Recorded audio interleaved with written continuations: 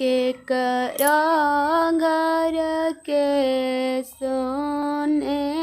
कटोरी के करांगर के दूध के करांगर के फूल की माला के कारा घर के पान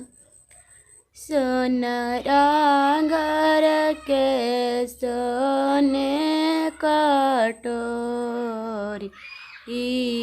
हीरा घर के दूध मालिया घर के फूल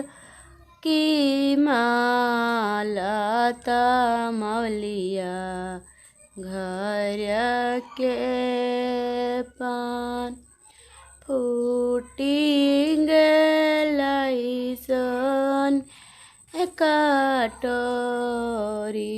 डरकी गेलाई दूध सूखी गेलन फूल की माला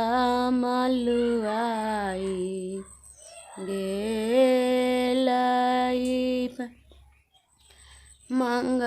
मंगाइले वैसन कटोरी भराई ले दूध मनाइले वैसुर दुलरुआया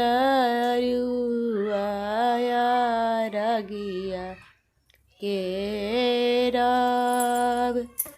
मनाइले वैयाद तिदुलरु अरगिया के रब।